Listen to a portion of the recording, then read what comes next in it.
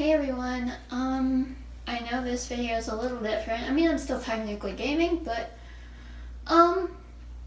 as you know, Pride Month is almost over, but I've pretty much done nothing for it, so I thought, why not just do a story time of describing my flags in a video?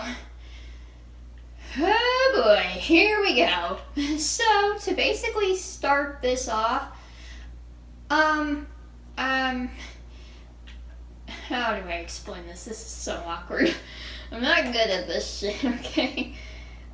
Basically to kind of give you, a little bit of a, kind of a picture here. For the longest time, I identified myself as biromantic asexual, and basically what that would have meant is I was romantically attracted to both male and female, but I had no sexual desire. And there's also a reason why I say used to identify as biromantic asexual is because, well, let's just say, at the beginning of my senior year, I went through, how do I put it? A self-questioning of identity, because I started to notice something a little weird. So usually when you have a crush on someone, you want these people to reciprocate the feelings towards you, right? However, with me, when I had the thought of that happen, I mentally got grossed out, and I also was continuously having a crush on unavailable people. And I was like, why does this keep happening? So, oh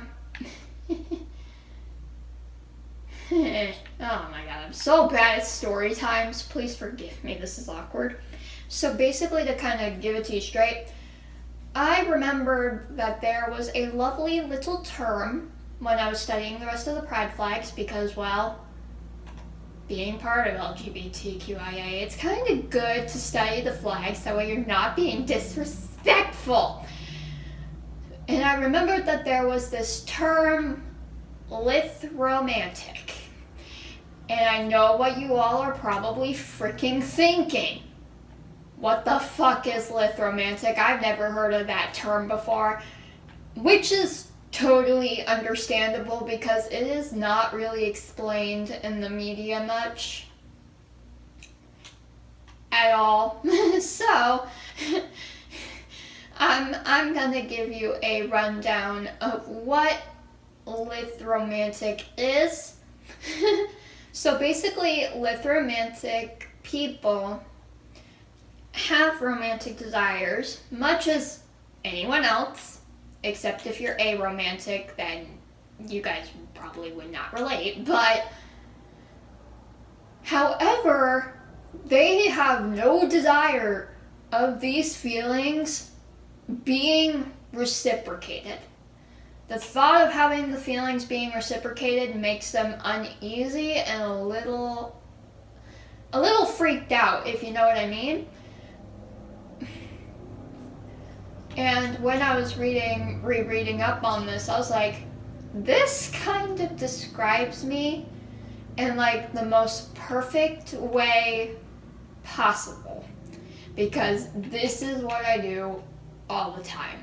I get crushes on people, but I have no desire in these people reciprocating the feelings back towards me. Because even just the thought of that just makes me cringe the fliminy out. But of course I did more research because I wanted to be sure that this is what I kind of fell under. So of course I read up on this. It's always good to self-educate yourself. So I looked up at some of the common traits in lithromantics, and a lot of these traits I kind of fall into. For example, you keep your crush a secret. this trait is specific to lithoromantics since aromantics don't often develop crushes at all. And the reason why aromantic gets brought up in the description of a lot of the lithoromantic signs is because lithoromantic is a aromantic umbrella term. It falls under the aromantic umbrella. Okay? I'm educating you all here so you have the full picture and you don't misunderstand anything. I'm giving you the full picture, okay?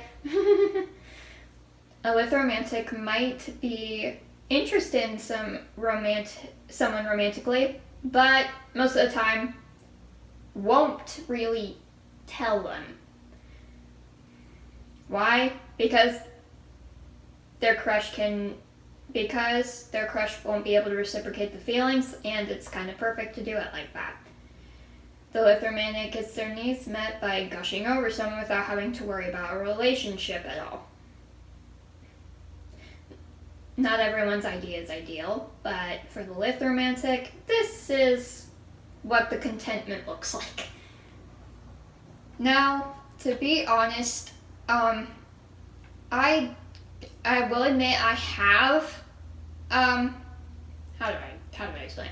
I have confessed feelings to crushes before, but it is the crushes I knew did not like me. So I had nothing to worry about because I knew they did not fucking like me.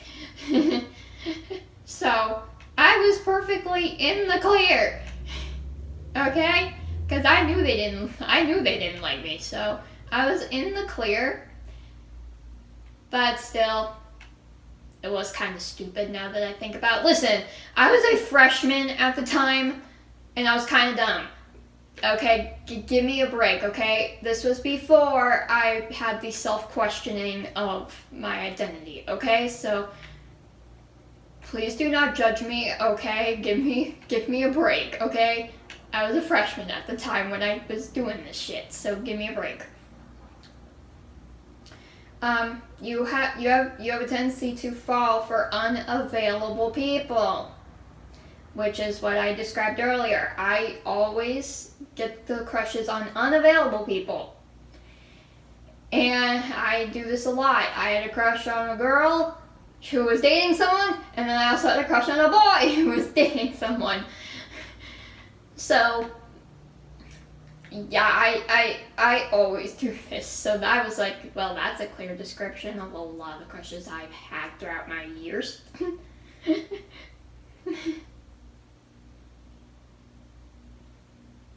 You're not very big into intimacy, and so the trait doesn't necessarily refer to sexual intimacy, okay?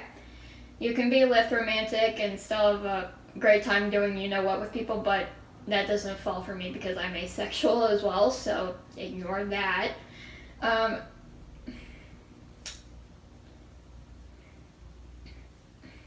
So yeah. Usually the problems arise with, like hugs, hand caressing and all that type of shit.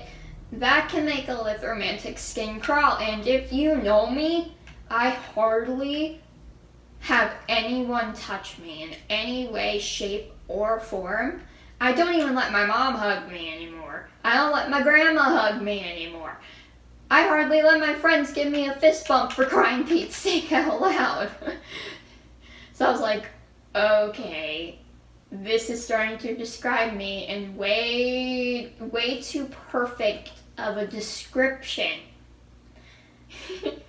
Because any type of physical touch, even if it's just a hand on the shoulder, I will tense up and I'm going to be looking at you like, get your hand off, buddy. You don't mind the single life. That should be that. And I read that and I was like, yeah, that's kind of true. Because if you haven't heard my song "Love's Gonna Burn," yeah, I think you get the idea. I don't mind being single. To be honest, I have a lot more fun being single because I don't have to be tied down in a relationship. Because relationships are confusing to me and gross me out. People are too lovey-dovey and it grosses me the fuck out. Like, bleh, gross. And oh crap, the sun's setting behind me. Oh shit. Um,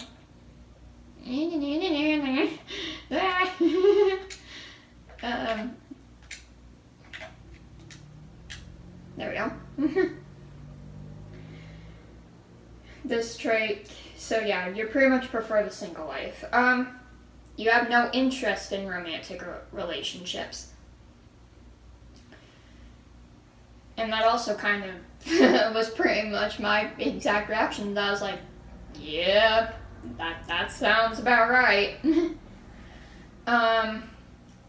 Platonic relationships can mean the world to Lithromanics, which is true. Like, I absolutely adore my friends. Like, without a shadow of a doubt, I adore my friends. Like, I love hanging with my friends. My friends absolutely mean the world to me. Platonic friendship, I absolutely adore without a doubt. But the moment any of these become romantically,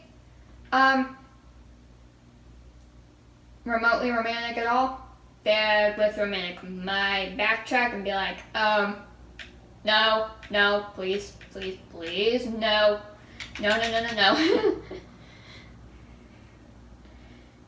Being a Lithromantic doesn't necessarily mean you hate being vulnerable and intimate with others. You've just never been into reciprocated romance, and that is completely fine.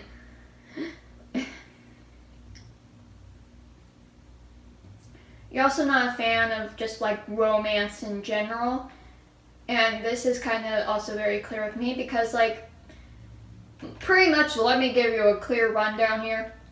My mom used to be obsessed with Bold and the Beautiful and Young and the Restless, okay? And I would watch it with her. Whenever there was a kissing scene or any romantic scene, I would be like, I'm going to my room, see you later, goodbye, because it genuinely disgusted the fuck out of me. Any romance in TV shows or in person, I see you guys acting in the high school. I know what you guys do. Ugh, please leave that stuff outside of the school building. I'm glad I graduated for that reason. I don't have to witness that anymore. But yeah, if you're a romantic or Lithromantic, it's not just the idea of experience romance that grosses you out. You may also roll your eyes if someone else is talking about butterflies when they see their new crush and all that shit. Yeah, and yeah, that is also very much me.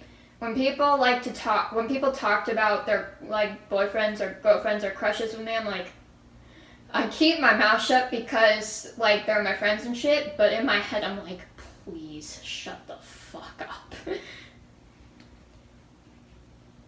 Hayden, I'm sorry. Whenever you talk about your girlfriend in front of me, dude, I'm like, in my brain, I'm like, can you please shut the fuck up? I don't want to hear it. It grosses me out, man. Stop that. Another clear sign is like you're not big in talking about your feelings. Sorry about that. Neighbors are shooting off fireworks, even though they really shouldn't be doing that, but sorry about that. Some Lithromantics are fond of the concept of romance. It's the practice that becomes the problem. That's why many keep their thoughts and feelings about others a secret. The aim of most Lithromantics is to keep their object of affection in the dark about their feelings. Even the idea of expressing how they feel about someone to friends might want to make them curl up in a ball and hide from the world.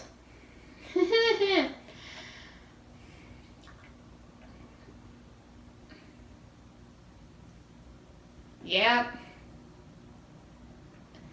I don't really relate to this one too much because, like, I would, like, talk about it, but I wouldn't talk about it a lot.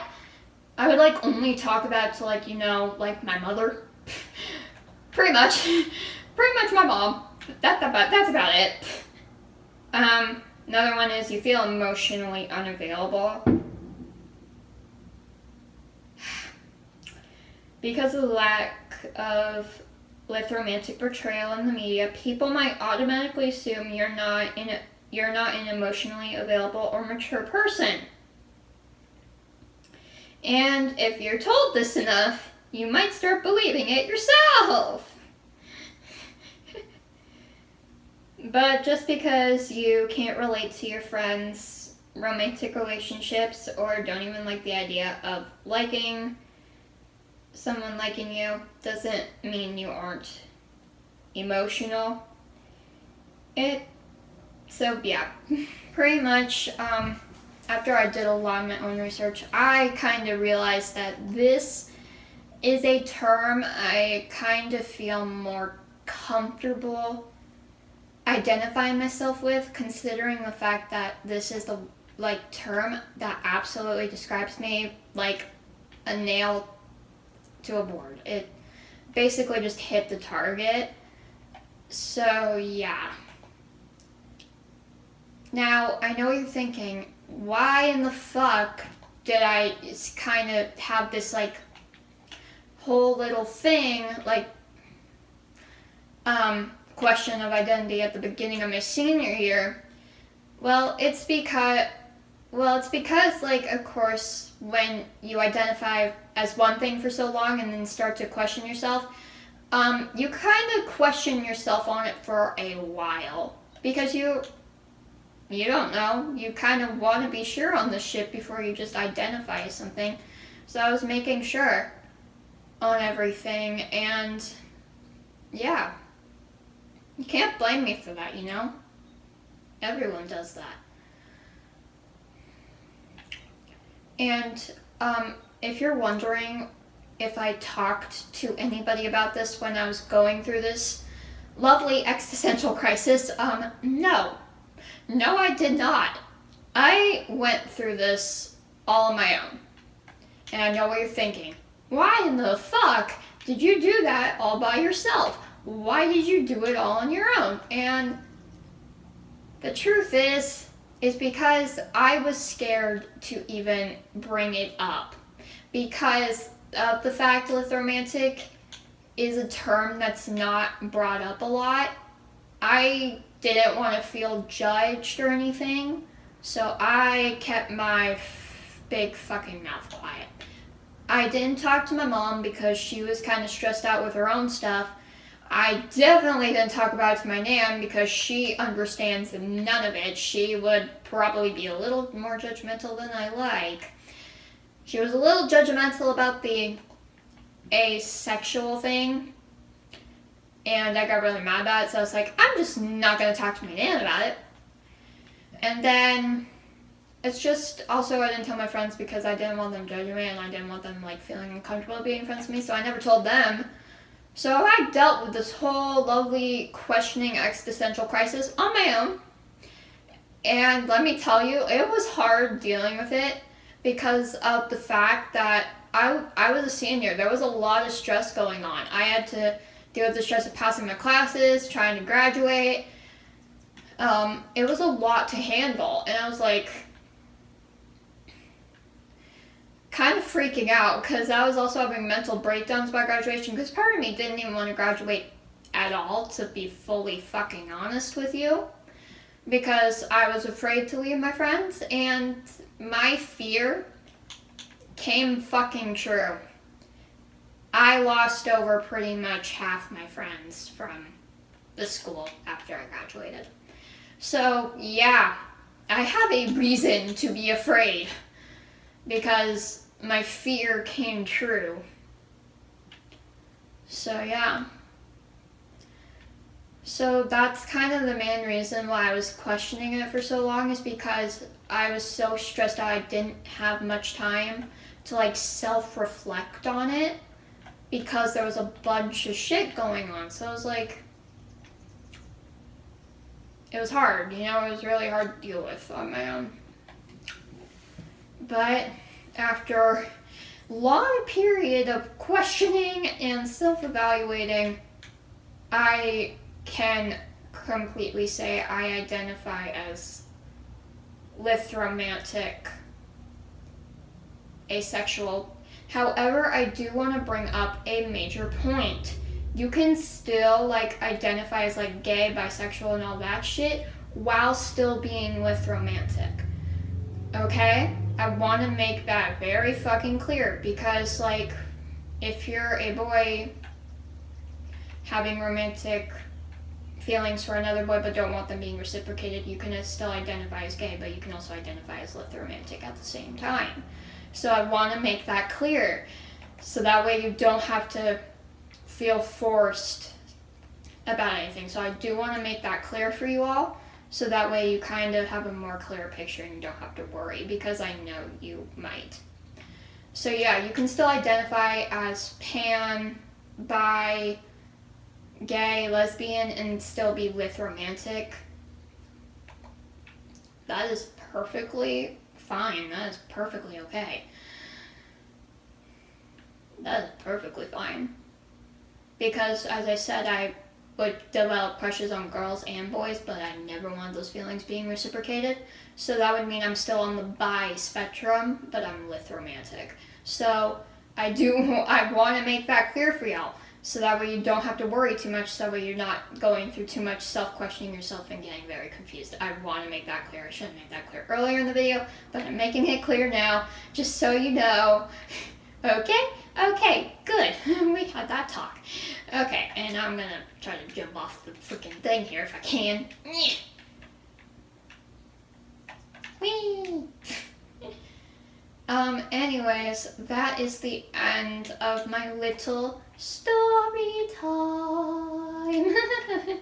Well, that's the end of my story time. I hope you guys can kind of accept me for me, because this is definitely not a comfortable video for me to film, knowing the fact my mom might see this later and it's gonna be like, oh dear. So yeah, I hope you can accept this and accept me for me, and if you can't, politely, respectably, get out of my channel. I don't need any Karens, homophobes, or any of that type of people in my channel. So if you can't accept me, and if you don't accept LGBTQIA, get out, please, respectfully. And good day. Anyways, that is the end of this video. Yeah, and also please subscribe if you want to see more gaming content from me. I am going to get back on Security Breach Ruin. I just need to figure out how to get past Bonnie Bowl, because I tried to do it off camera just so you wouldn't have to see me struggle, and I still kept dying, so I need to watch a tutorial on how to do it. But yeah, definitely subscribe if you want to see more gaming content. I know this wasn't really gaming content, but it kind of was since it's Minecraft. So yeah, but I hope you guys enjoyed. Bye!